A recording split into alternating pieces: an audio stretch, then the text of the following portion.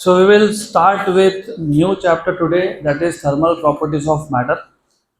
तो so far मैंने आपको पहले भी बताया था कि your syllabus is very well designed, क्योंकि 11th में मोस्टली तुम सिर्फ सॉलिड्स का ही स्टडी करोगे। मैं एक बार तुमको वापस बता देता हूँ, जब हमने लास्ट चैप्टर मतलब कौन सा, मैकेनिकल प्रॉपर्टीज ऑफ सॉलिड्स, जब वो चैप्टर स्टार्ट किया था तब तुमको मैंने बताया था कि if you want to study any material जैसे कि सॉलिड, तो there are 3 different ways of studying a solid. Number 1 was to apply force on it and see how does that material respond to the action of forces. उसको तुम बोलते हो mechanical properties of solids, जिसमें हमने elasticity और plasticity cover किया था.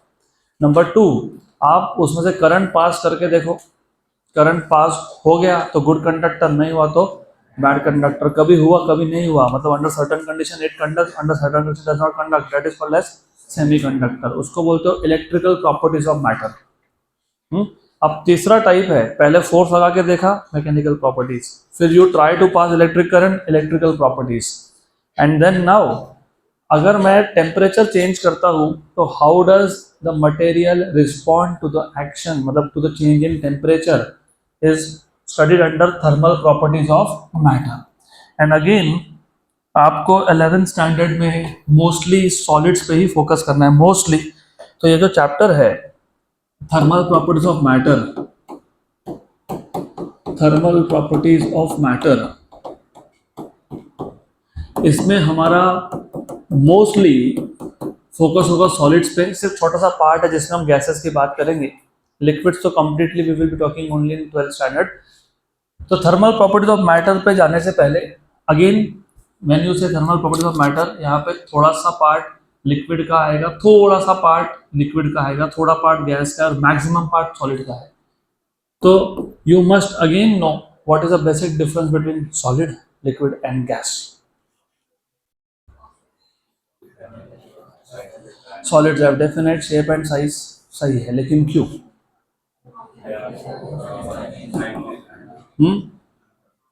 भूल गए ना, यही तो प्रॉब्लम है. When you talk about states of matter, you need to know there are 3 different states of matter: solids, liquids and gases. Solids, liquids and gases.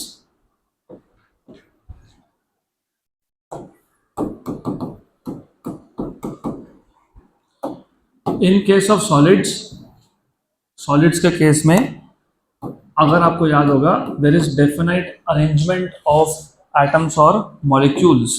तो यहाँ पे जो atoms या molecules होते हैं they are very well arranged, they have small distance और उनका arrangement बहुत पर्टिकुलर है, they are very well arranged, ऐसा है. अब ऐसा होने की वजह से because the distance is small, the force of attraction between any two particles is very strong. Since the force of attraction is very strong, they have definite shape and definite size. मतलब shape भी उसका definite है, size मतलब volume भी उसका definite है. In case of liquids अगर आपको याद होगा तो liquids में थोड़ा थोड़ा सा distance ज़्यादा होता है compared to solids, right? So they have definite size but do not have definite shape. Volume fix है, लेकिन shape fix नहीं है. In case of gases, the distance between two molecules is very large, hence they neither have definite shape and nor they have definite volume. अब ये तो हमको पहले से ही पता था, अब हमको इसके आगे सोचना है, लेकिन ये पता होगा तो उसके आगे समझेगा. अब अकॉर्डिंग टू काइनेटिक थ्योरी, अभी काइनेटिक थ्योरी क्या है वो देखेंगे, लेकिन तुमको ये पता होना चाहिए रूम टेम्परेचर पे, अभी हम भी are almost into February, almost थोड़ा गर्मी अभी से लगने लग गया अपने को, है ना. तो my question is why do you feel little warm now? मतलब गर्मी है तो गर्मी लगेगा ना, ऐसा नहीं होता है, क्योंकि सराउंडिंग का टेम्परेचर तुम्हारे बॉडी के टेम्परेचर से ज़्यादा है और heat flows from higher temperature to lower temperature. मतलब अभी now heat is coming inside your body is absorbing heat from the surrounding. ठंड में उल्टा होता है, ठंड में तुम्हारा बॉडी टेम्परेचर हाई होता है, surrounding is at lower temperature, तो heat flows from higher temperature to, तो तुम्हारे बॉडी उस केस में हीट लॉस करता है, इसलिए हमको ठंड लगता है, करेक्ट. गर्मियों में उल्टा होता है, your body is absorbing heat from the surrounding. अब अगर हमारा बॉडी हीट एब्जॉर्ब करेगा तो जो भी मटेरियल हमारे सराउंडिंग में है, सॉलिड है या लिक्विड है या गैस है, वो भी तो हीट एब्जॉर्ब करेगा ना। तो वो हीट एब्जॉर्ब करके क्या करेगा? Heat is energy which can neither be created. तो रिमेंबर, अगर गैस ने हीट एब्जॉर्ब किया तो ये जो गैस के मॉलिक्यूल्स है, they move in a straight line, they start performing linear motion. अभी लीनियर मोशन को हम लोग बोलते हैं ट्रांसलेशनल मोशन। क्या बोलते हैं? तो गैस के पास जब एनर्जी आया तो गैस के मॉलिक्यूल क्या परफॉर्म करते हैं? Translational motion. क्या परफॉर्म करते हैं? वेरी गुड, याद रखना। तो if the molecules of gas absorb energy, they start performing translational motion. इसका उल्टा मतलब भी है, if the gas molecules are performing translational motion मतलब they have energy, they have, ये याद रखना। अब सिमिलरली लिक्विड के मॉलिक्यूल्स जब हीट एब्जॉर्ब करेंगे, because heat is energy which can neither be created nor be destroyed, तो ये जो लिक्विड के मॉलिक्यूल्स हैं वो क्या करते हैं फिर? They can perform two types of motion, may be three also. या तो गैस, मतलब जैसे एग्जाम्पल लेता हूँ, गैस मॉलिक्यूल में हमने क्या बोला कि ये जो पार्टिकल्स है they are far away from each other, correct? मतलब ये नॉन इंटरैक्टिंग है, मतलब ये एटॉमिक गैस है, मतलब यहाँ पे ट्रांसलेशन हो रहा है। यहाँ पे मॉलिक्यूल्स है, जैसे कि वाटर मॉलिक्यूल हो गया, अगर मैं वाटर को एनर्जी देता हूँ तो it can do two things, पूरा का पूरा मॉलिक्यूल स्ट्रेट लाइन में मूव होगा, मतलब ट्रांसलेशन मोशन, या फिर वाटर मॉलिक्यूल स्टार्ट्स रोटेटिंग। क्या होता है? रोटेटिंग। तो रोटेशनल एनर्जी भी आएगा यहाँ पे। तो यहाँ पे दो टाइप की एनर्जी हो सकते हैं, ट्रांसलेशनल प्लस रोटेशनल। पक्का? यहाँ भी हो सकते हैं, लेकिन यहाँ पे मैं गैस का टाइप ही मोनो एटॉमिक मान रहा हूँ। मोनो एटॉमिक मतलब सिंगल सिंगल एटम है, दे आर नॉट मॉलिक्यूल्स। तो जब मॉलिक्यूल है नहीं तो रोटेट कहाँ से होगा? तो सिर्फ क्या होगा? लीनियर मोशन में जाएगा। ट्रांसलेशनल एनर्जी यहाँ पे कौन से एनर्जी हो सकते हैं? Translational and rotational. और एक होता है, वो बताता हूँ बाद में, will come to that also. और सॉलिड के केस में, अगर आपको याद होगा, सॉलिड के केस में मैंने बताया था कि ये जो सॉलिड के एटम्स या मॉलिक्यूल्स होते हैं, they cannot go from one point two another point, but they can just vibrate about their main position, original position. तो ये जो सॉलिड्स के पार्टिकल्स है, दे कैन वाइब्रेट, तो they have vibrational energy, they have vibrational energy. So solids normally have vibrational energy, liquids have translational plus rotational plus in some case vibrational also, some cases। और यहाँ पे they can have mostly translational। पक्का पक्का? तो याद रखना, अगर अगर इसको एनर्जी दिया तो ये क्या परफॉर्म करता है? Translational motion.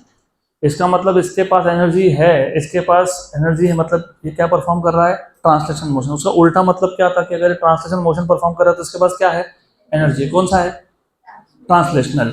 इसके पास कौन सा एनर्जी हो सकता है? ट्रांसलेशनल और रोटेशनल और मे बी वाइब्रेशनल। याद रखना आप, करेक्ट? यहाँ पे कौन सा हो सकता है? Very good. अब एक काम करते हैं, लिक्विड का केस लेता हूँ, ज़्यादा अच्छे समझेगा तुमको, क्योंकि सॉलिड में सिर्फ वाइब्रेशन हो रहा है, यहाँ पे सिर्फ ट्रांसलेशन हो रहा है। लिक्विड में दोनों तीनों टाइप हो सकते हैं। नव इमेजिन, ये जो मॉलिक्यूल्स है लिक्विड के, इमेजिन इनके पास तीनों टाइप का एनर्जी है। ट्रांसलेशन भी है, मतलब वो एक पॉइंट से दूसरे पॉइंट पे जा रहा है, रोटेशनल भी है और वाइब्रेशनल भी है। हर एक मॉलिक्यूल के पास कितने टाइप की एनर्जी है? तीन। तो मैं हर एक मॉलिक्यूल की हर एक टाइप की एनर्जी को ऐड करता हूँ। क्या करता हूँ? ऐड। उसको बोलते हो इंटरनल एनर्जी। क्या बोलते हैं? और ये इंटरनल एनर्जी क्यों मिला? इंटरनल एनर्जी कहाँ से आया? Because of the surrounding temperature. मतलब क्या? Surrounding heat. मतलब क्या? Surrounding heat. तो रिमेंबर, अब ये याद रखोगे तो तुमको इंट्रोडक्टरी पार्ट समझेगा। तो we know that according to kinetic theory,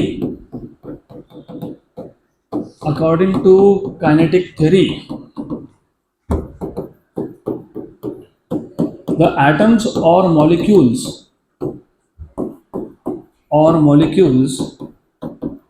of a substance are in a state of random motion,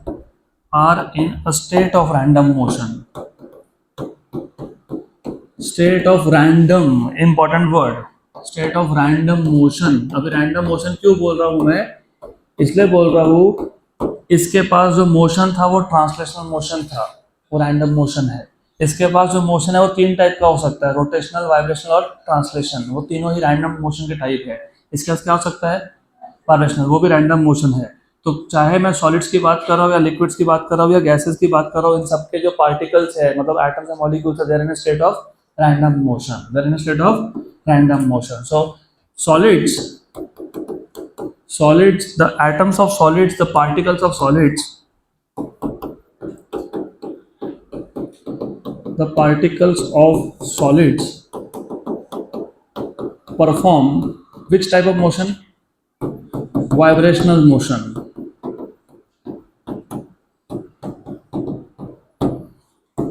The particles of liquids, the particles of liquids can perform which type of motion, can perform translational motion, translational motion, और कौन सा motion, rotational motion, और कौन सा motion, and vibrational motion. हम ये details में इसलिए देख रहे हैं कि 12th में एक चैप्टर है, पूरा का पूरा चैप्टर है काइनेटिक थ्योरी ऑफ गैसेस। तो ये बेसिक्स पता होगा तो वहां पे तुमको कॉन्सेप्ट समझ में आएंगे। Then what about gases, the particles of gases, translation, the particles of gases, of a gas can have translational motion, can have translational motion। पक्का पक्का, गुड गुड। तो जितने भी मॉलिक्यूल्स है उनके पास जो जो टाइप का एनर्जी है सबको ऐड कर लिया तो उसको क्या बोलते हो, internal energy. The sum of energies, the sum of energies of all the molecules, of all the molecules or atoms, मतलब of all the particles, the sum of energies of all the molecules or atoms, that is all the particle associated with random motion, associated with random motion,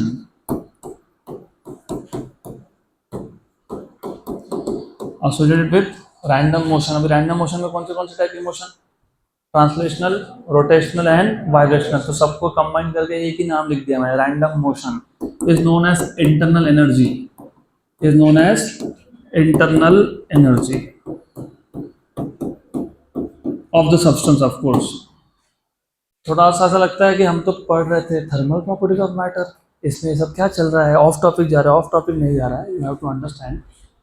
ये जो internal energy है मतलब sum of all energies of all the molecules associated with random motion, उसको internal energy बोला। वो आया कहाँ से, कहाँ से आया, कहाँ से आया, हीट से आया। जब तुम सब्सटेंस को हीट सप्लाई करोगे वहाँ से आया। हीट मतलब थर्मल, क्योंकि heat is related to temperature, right. इसलिए पता होना चाहिए कि सब्सटेंस के पास जो भी पार्टिकल्स है उसका जो भी एनर्जी है वो आ रहा है बिकॉज ऑफ द टेम्परेचर। इसलिए ये सारे के सारे प्रॉपर्टीज स्टडी होंगे थर्मल प्रॉपर्टीज ऑफ मैटर में। तो इंट्रोडक्टरी पार्ट में सिर्फ इतना पता होना एसेंशियल होता है। इसका अगला part of course next 12th में आएगा, but anyways you should know this. अब let us now first try to understand what is temperature and heat. पहले तो will try to understand what is temperature and then we try to understand what is heat. What is the concept of temperature? temperature है, लेकिन temperature क्या है, क्या है? The concept of temperature is based on qualitative idea of hotness and coldness। किसी एक substance को मैं अगर टच करता हूँ और मुझे हॉट लगता है तो हम बोलते हैं टेम्परेचर हाई है। अगर मैंने आइस के बॉक्स में अपना हाथ डाल दिया तो आप बोलोगे टेम्परेचर लो है। तो ये जो टेम्परेचर का कॉन्सेप्ट है, it is based on qualitative idea of hotness and coldness. The concept of temperature the concept of temperature is based on the qualitative idea, qualitative, बताता हूँ क्वालिटेटिव क्यों, idea of hotness and coldness. थोड़ा basic से ही जाऊंगा मैं, क्योंकि basic से बिना फिर पढ़ाने का मतलब ही नहीं निकलता, because when you don't understand से फॉर्मूला रट लिए तो बस वैसा नहीं चलता है साइंस में। You have to know each and everything of your syllabus at least. अभी क्वालिटी क्यों बोला, एक एग्जांपल लेते हैं। लेट अस से फॉर एग्जांपल मेरे पास एक लूक वार्म वाटर था, लूक वार्म वाटर मतलब कोमट पानी, और हमारे पास एक बहुत ज़्यादा गर्म पानी था, boiling water. Now if I put my hand inside the boiling water, it will be too hot, मतलब हम ऐसा समझ लेंगे टेम्परेचर हाई है। और फिर मैंने अपना हाथ वो बॉइलिंग वाटर से निकाल के लूक वार्म में डाल दिया, कोमट में डाल दिया, तो what do you think, what will be your general perspective? वो लूक वार्म वाटर तुमको क्या लगने लगेगा? ठंडा। लेकिन वो लूक वार्म वाटर ठंडा था नहीं, right? It is based on human sensation. हमारे पास जो सेंसेस होते हैं ना, उसमें टच एक सेंस है। तो if I put my hand in extremely hot water like boiling water, वो पानी गर्म है, और जब मैंने मेरा हाथ लूक वार्म में डाला वो पानी भी गर्म है, लेकिन मुझे वो क्या लगेगा? ठंडा, कंपेरिजन में ठंडा। Other way round, if I had my hand in a box of ice, और अभी वो हाथ निकाल के मैं लूक वार्म में डाल देता हूँ, अब वो लूक वार्म वाटर कैसा लगेगा? गर्म। पहले केस में वही लूक वार्म वाटर हमको लग रहा था ठंडा, दूसरे केस में वही लूक वार्म वाटर लग रहा है हमको गर्म, बराबर? करेक्ट। तो ये जो आइडिया है, this is based on human sensation. तो अब हम डिफाइन करेंगे हीट, लेकिन पहले ये बताओ केस नंबर वन जिसमें your hand was first in boiling water, हमको लगा ना बहुत गरम गरम, क्यों लगा ऐसा गरम गरम? हीट कहाँ से कहाँ फ्लो हुआ? Boiling water to your hand, right? दूसरा केस मतलब बॉइलिंग वाटर से मैंने मेरा हाथ कोमट पानी लूक वार्म वाटर में डाल दिया, तो क्या हुआ? Hand to water. Remember, hand to water मतलब पहले केस में the heat was flowing from higher temperature to lower temperature, from boiling water to your hand, then from your hand to lukewarm water. दूसरे case में जिसमें मेरे हाथ में पहले आइस था, राइट? करेक्ट। उस केस में my hand was at higher temperature, ice was at lower temperature, heat was flowing from hand to ice. अब उसी को जब मैंने हाथ को लूक वार्म वाटर में डाल दिया, now the heat is flowing from water to hand. इस केस में भी heat is flowing from higher temperature to, right? पक्का पक्का। तो अब मुझे बताओ what is heat? How do you define heat? Heat is a form of energy which flows from one point to another या फिर from one object to another due to difference in temperature। तो ये याद रखना आप। तो heat is a form of energy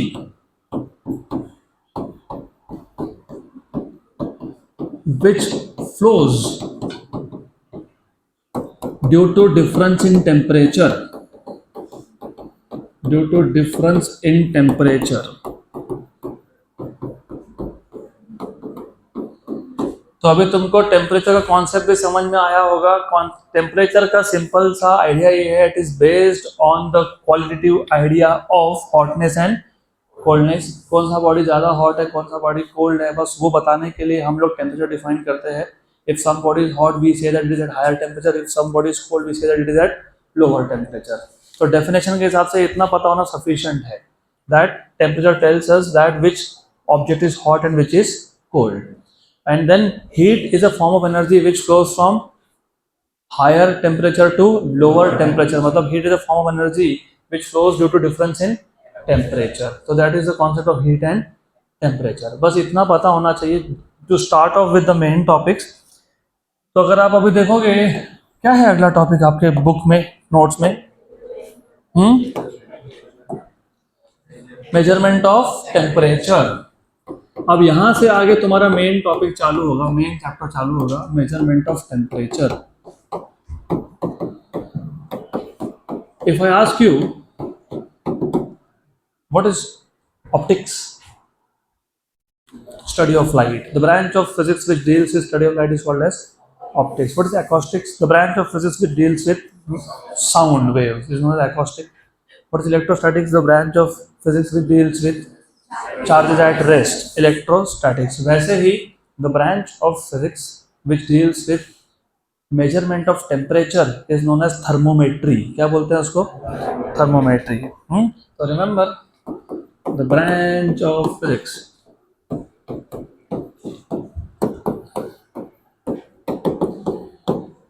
which deals with the branch of physics which deals with measurement of temperature, which deals with the idea of temperature and its measurement, which deals with the idea of temperature and its measurement and its measurement is known as thermometry. क्या बोलते हैं इसको? is known as thermometry. बुखार आया कभी? बुखार? हाँ, yes sir. तो टेम्परेचर मेजर करने के लिए क्या यूज किया था? राइट. तो नाउ यू सी ये थर्मोमीटर नाम कहाँ से आया? Because the branch of physics which deals with the idea of temperature and it's measurement. तो आपको बुखार आता है तो आप टेम्परेचर मेजर करते हो, तो ये जो ब्रांच का नाम ही थर्मोमेट्री है. तो जो डिवाइस तुम यूज करते हो to measure temperature is called as thermometer. The device used to measure temperature, used to measure temperature of a body is known as thermometer. Is known as thermometer. Is that clear? So we are studying measurement of temperature. तो सबसे पहले the branch of physics which deals with temperature and its measurement is known as thermometry, and a device that we use to measure temperature is called as thermometer. पक्का पक्का. अब basically science के student हो तो you should not be taking anything for granted. You have to think कि how come a small device measures the temperature of my body. तो temperature measurement करने के लिए हमको कुछ फिजिकल पैरामीटर्स देखने पड़ते हैं जो टेम्परेचर के साथ चेंज हो. तो थर्मोमीटर में तुम कुछ ऐसे पैरामीटर्स यूज करते हो दैट चेंज विथ टेम्परेचर. तो नोट्स में लिखा है materials whose properties change significantly due to change in temperature can be used for temperature measurement. तो थर्मोमीटर में हम अलग अलग टाइप के मटेरियल यूज करते हैं जिसकी प्रॉपर्टी टेम्परेचर के साथ चेंज होती है. तो materials whose property changes significantly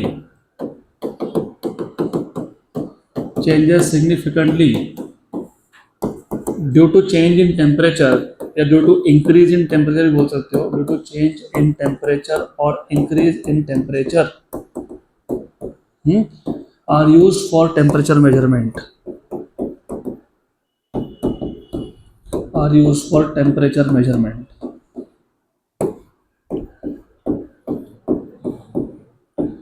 तो डिपेंडिंग ऑन कौन सा प्रॉपर्टी टेम्परेचर के साथ चेंज हो रहा है, डिफरेंट टाइप के थर्मोमीटर भी होते हैं.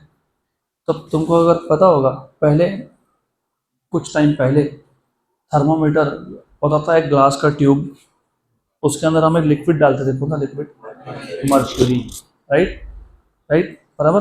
देखो तो पहले टाइप का थर्मोमीटर का नाम क्या है? Liquid in glass. तो वो जो तुम टेम्परेचर मेजरमेंट करने के लिए जो तुम वो थर्मोमीटर यूज करते थे उसके अंदर लिक्विड था मर्क्यूरी. किसमें था? ग्लास ट्यूब में था. तो वो कौन सी कैटेगरी में गया? Liquid in glass type of thermometer. जब liquid in glass type of thermometer तुम यूज करते हो तो लिक्विड का एक प्रॉपर्टी है you know when liquids are heated, मतलब जब लिक्विड का टेम्परेचर बढ़ेगा तो उसका एक्सपांशन होता है। क्या होता है?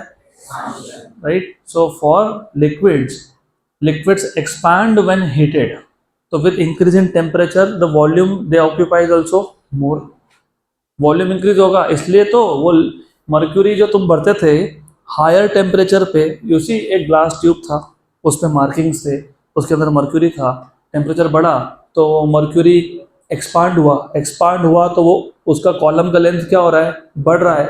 और फिर तुम वो मार्किंग से बताते हो 30 डिग्री है, 35 डिग्री है, 36 degree etcetera etcetera, right.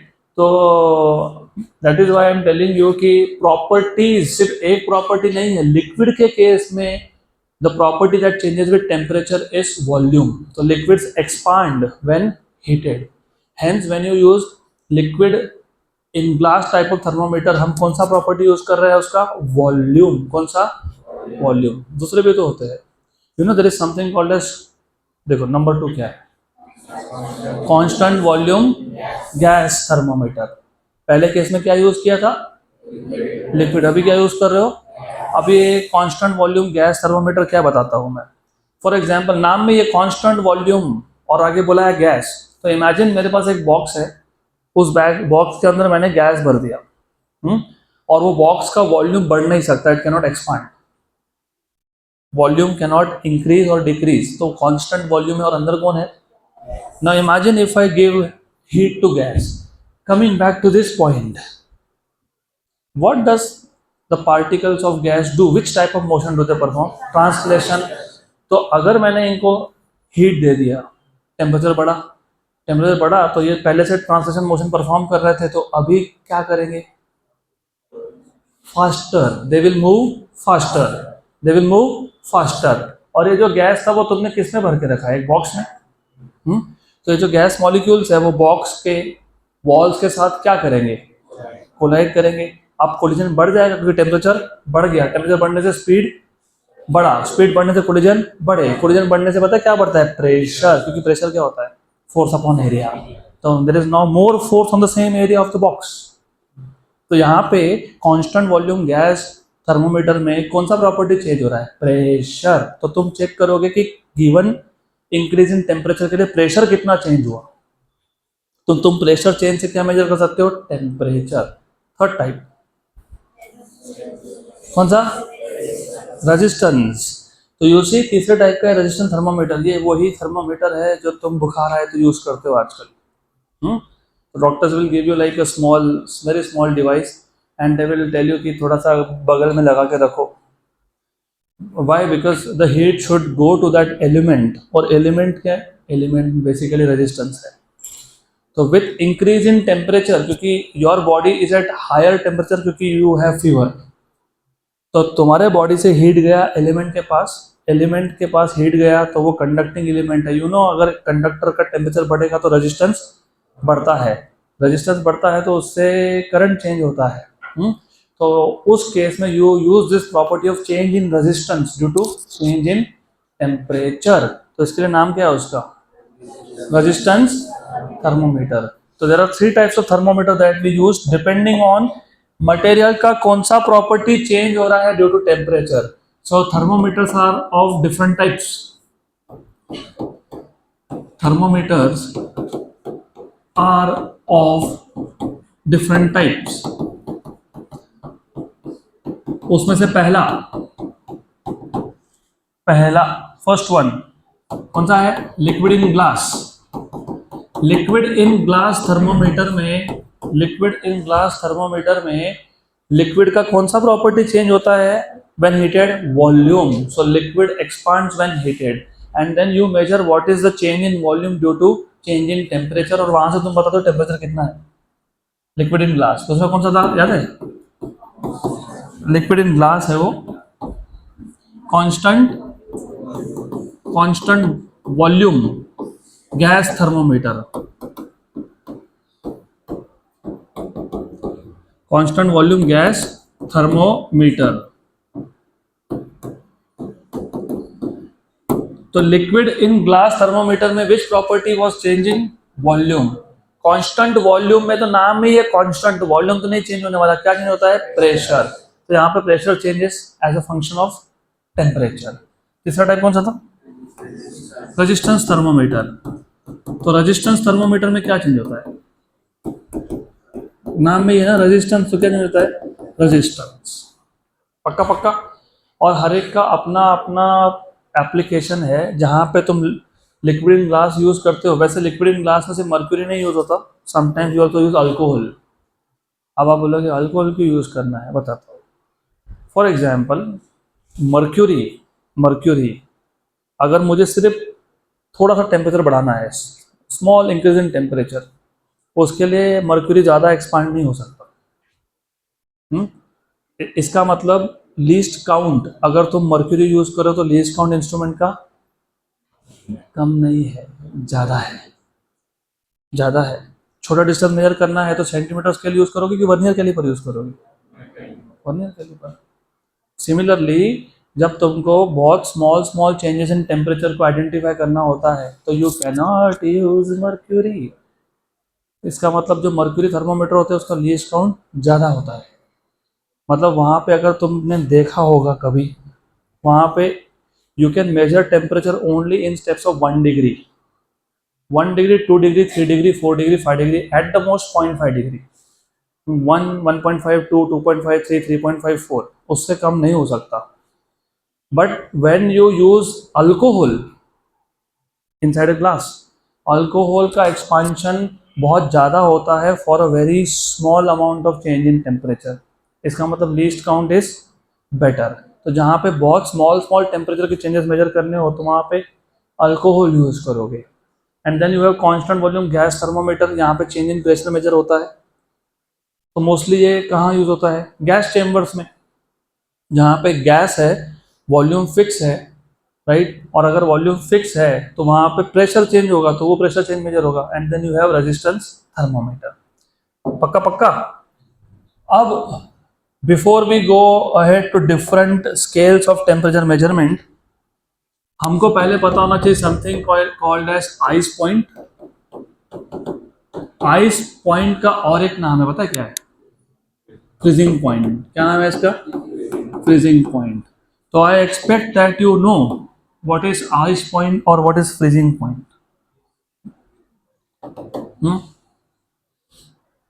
The temperature at which water freezes to ice या फिर ice melts to water, ice gets converted to water, is called as ice point या फिर freezing point.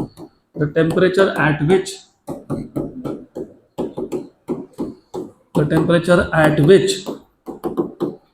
क्या हो रहा है इस पे? Water freezes to ice, water freezes to ice. लेकिन but when water is getting converted to ice, what about pressure? लिखा है एट व्हाट प्रेशर, लिखा है, कुछ लिखा है वहां पे, at at standard atmospheric pressure. मतलब you need to also understand कि जब तुम टेम्परेचर डिफाइन कर रहे हो तो उस केस में टेम्परेचर डिफाइन करते वक्त प्रेशर को कांस्टेंट रखना है। क्या रखना है? Constant. The temperature at which water freezes to ice at standard atmospheric pressure, इस पे आऊंगा बाद में मैं। At standard atmospheric pressure is known as ice point, is known as ice point. बिना ये कॉन्सेप्ट के तुमको टेम्परेचर मेजरमेंट समझ में ही नहीं आने वाला। अभी 2 मिनट में क्लियर होगा क्यों। उसके बाद बॉइलिंग पॉइंट या फिर steam point. What is boiling point और steam point? The temperature at which water gets converted to steam, मतलब vapour. Okay, the temperature at which water gets converted to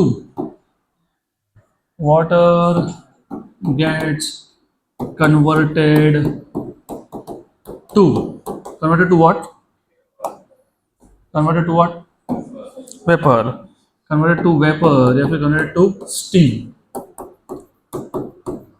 at standard atmospheric pressure is known as boiling point या फिर steam point. पक्का पक्का। तो आज की journey हमारी शुरू हुई थी स्टेट्स ऑफ मैटर से, सॉलिड्स, लिक्विड्स, गैसेस। नहीं, खत्म नहीं हुआ, टाइम है अभी। क्या होता है, यहाँ तक आते आते पिछला सब भूल जाते हैं। ऐसा लगता है पिछले जन्म में पढ़ा था, अभी डेजावू हो रहा है, हमको याद आ रहा है कुछ। तो ऐसा कुछ नहीं है, तुमने अभी जस्ट पढ़ा। You have started with different states of matter. Important thing was to understand when you talk about gas, mostly the molecules or atoms of gas have translational energy. Mostly for liquids they have all the three types of energy. Mostly for solids they have vibrational energy.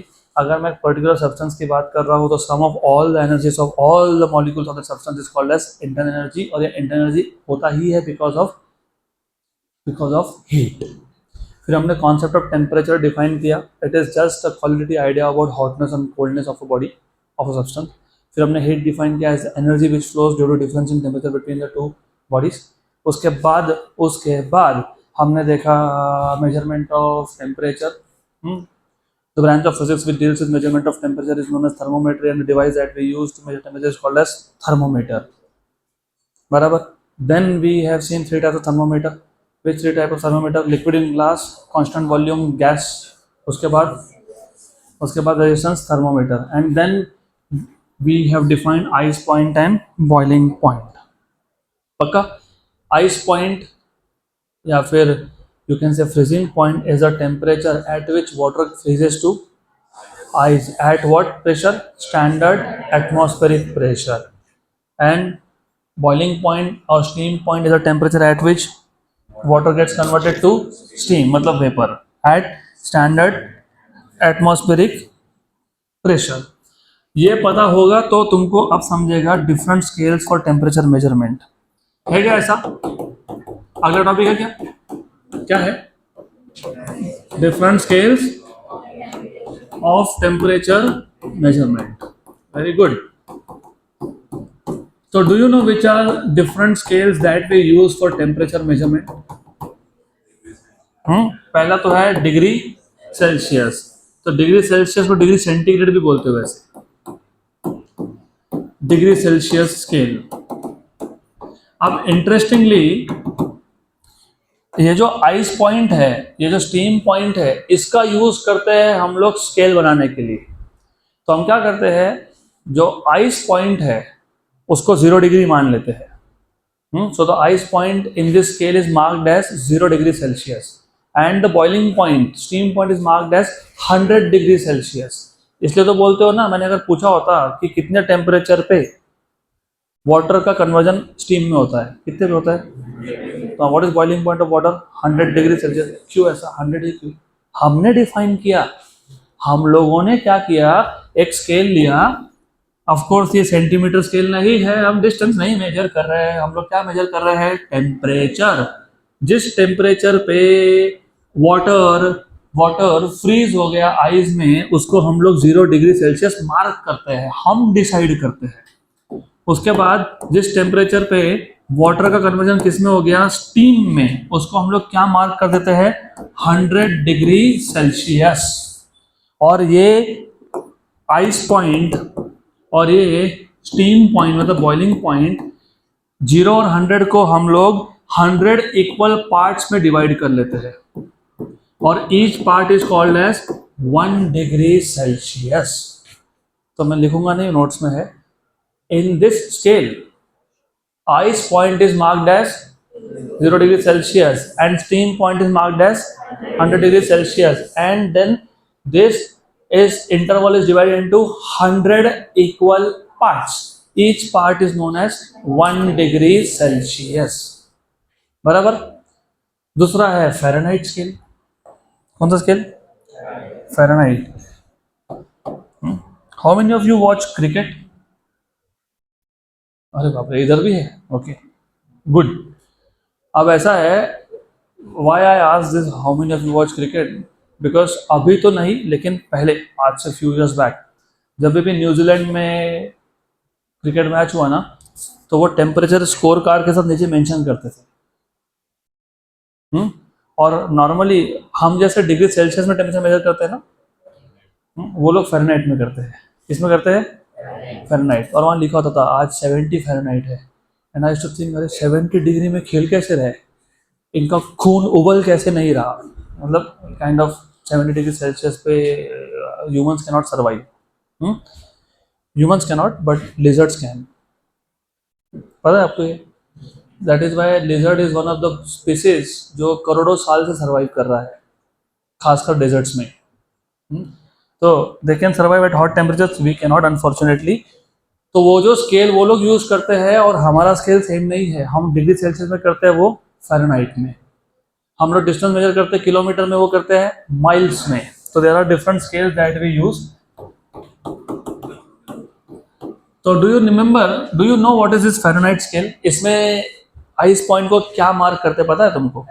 30 32 क्या kilometre metre? कौन सा scale? Fahrenheit. Fahrenheit दिया है ना आपको? Yes दिया हुआ है। 32 क्या फ़ारेनहाइट। तो एक काम करता हूँ, पहले तो स्केल ड्रॉ कर लेता हूँ मैं यहाँ पे। This is that scale. Ice point को आइस पॉइंट को आइस पॉइंट को डिग्री सेल्सियस में क्या नाम दिया? 0। इधर क्या बोला पता है? 32 डिग्री फ़ारेनहाइट। और इसको पता है कितना बोला? 212 degree Fahrenheit. This is ice point, this is steam point.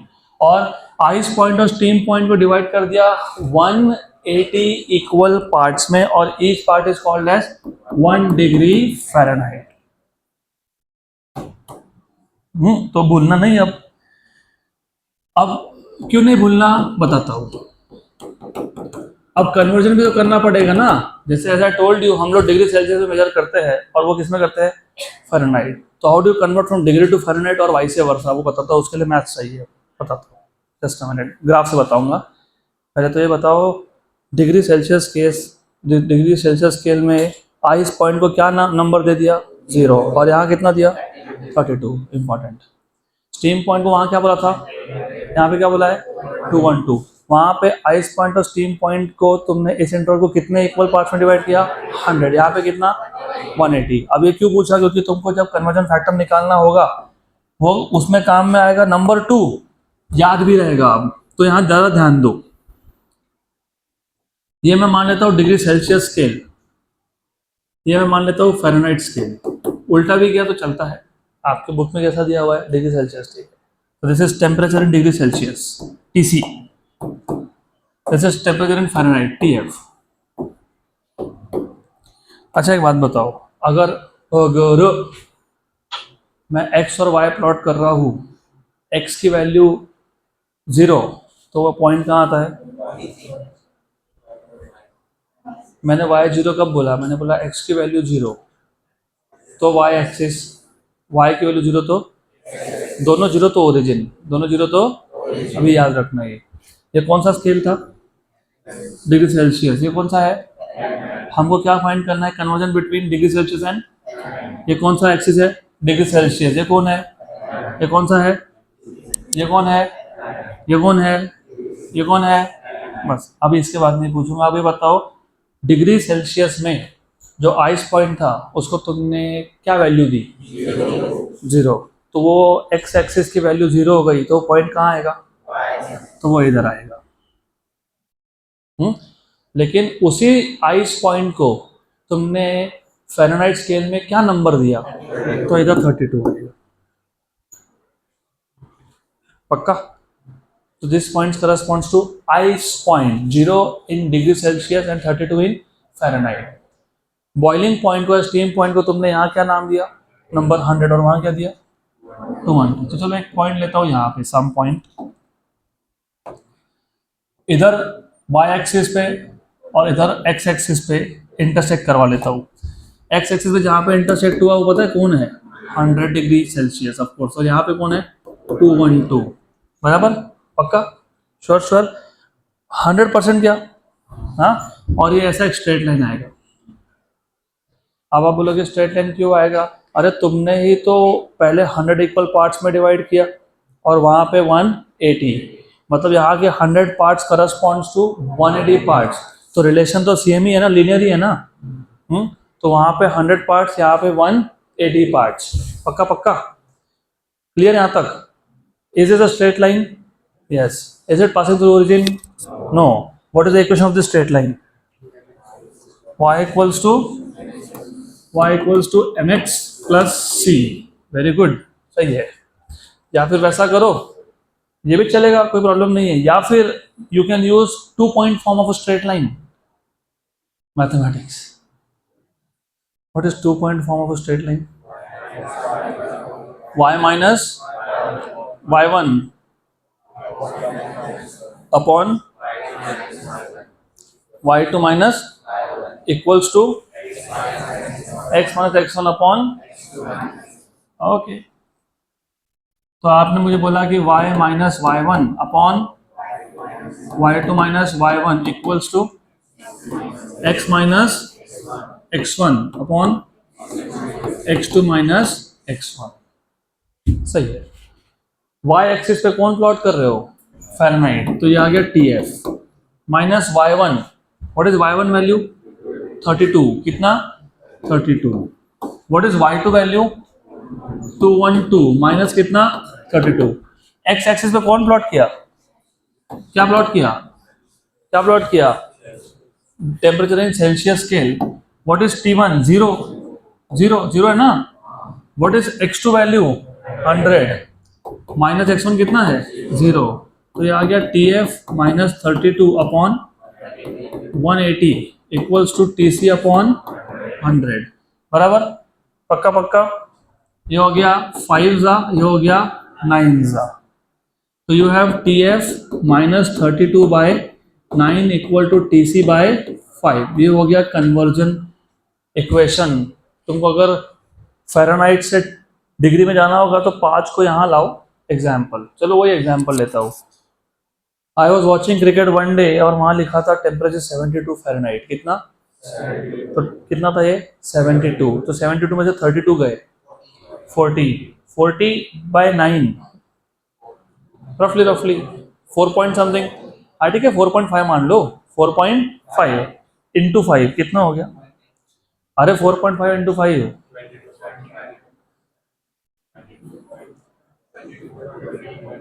4 point कितना? 22.5. So the temperature was in reality 22.5 degree Celsius, जो वहां पे 72 के आसपास दिख रहा था. पक्का? राइट. तो remember, to find the conversion factor from degree Celsius to Fahrenheit we use equation of a straight line 2 point form. क्योंकि स्लोप पॉइंट फॉर्म भी यूज कर सकते हो, कोई प्रॉब्लम नहीं है. You can use it. Slope point y equal to mx plus c तो पता था 32 है. y इंटरसेप्ट, स्लोप तो 2 पॉइंट उठाओ, स्लोप निकाल लो, उसी पे वही आंसर आता है. चलो करके बता देते हैं ना. y equals to mx plus c. y मतलब TF, स्लोप मतलब y2 minus y1 upon x2 minus. हाँ तो ये 2 पॉइंट लो ना. हाँ, what is y2? 212. What is y1? 32. पक्का? हाँ. Upon x2 minus x1. x2 कितना है? 100 माइनस 0. x मतलब कौन? TC प्लस ये कितना? 32. सही है कि नहीं?